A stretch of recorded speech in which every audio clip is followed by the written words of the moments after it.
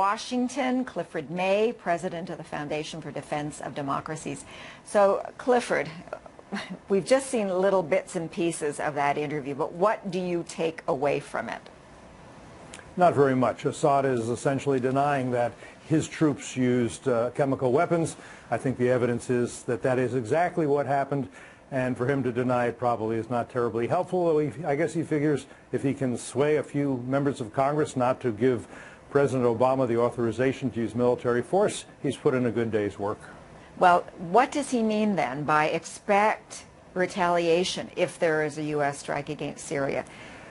Well, that's a kind of vague threat that he's throwing out there, and it's useful for him to do that. If the U.S. doesn't do anything, he can say, you see, I deterred them. I threatened them. They were afraid of me. That's the way the world works right now. I'm very proud of myself. On the other hand, if the U.S. does do something, is it possible to be acts of terrorism or attacks on U.S. embassies? Sure, that's absolutely a possibility. Whether done by Assad or by Hezbollah or by Iran, we don't know. But again, if we're going to be frightened about that, then he does win.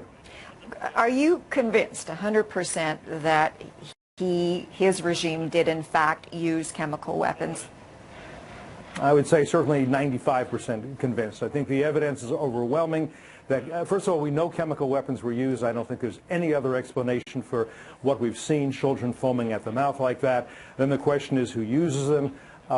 Assad has these weapons. He has people trained to use them. It's not so easy to use these weapons. You have to have gas masks. You have to put them in place. You have to have training to use them. Very unlikely that any of the other groups, so there are terrible groups fighting against Assad and Iran, al-Qaeda-affiliated groups, very unlikely that anyone other than Assad's regime used it. Now, there's a German intelligence report that suggests that Assad himself didn't give the order. That's possible, but he's also not saying somebody did this without my authorization. They will be punished for it. It's his regime. It's his responsibility. The buck stops with him. Oh, well, that's interesting. I was going to ask you whether you thought the army was in charge and he was simply the puppet.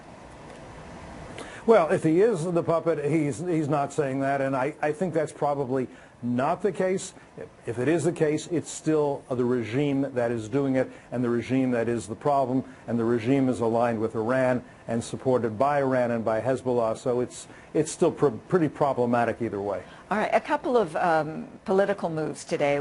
Ban Ki-moon, UN Secretary General, asking for UN inspectors to take over the chemical weapons from Syria, asking Syria. And the Syrian foreign minister actually seemed to hint that his country would consider having their chemical weapons put under international control. So what do you think?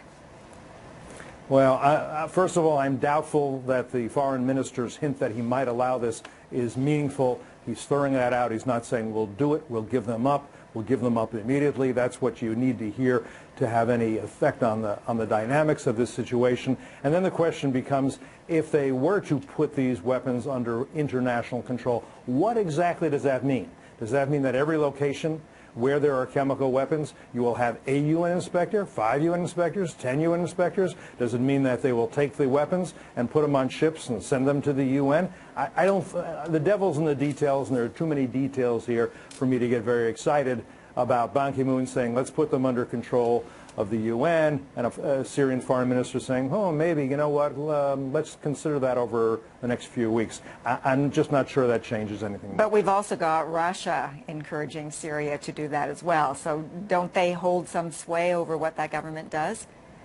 They do. If Putin were to say, this is the solution I see and I'm going to push for, I want all those weapons to be turned over to a third party and moved out of the country so they can't be used, and I'm going to facilitate that, well, that would be an interesting development. We haven't quite heard that yet. Okay. Clifford, always good to talk to you. Thanks so much. Thank you.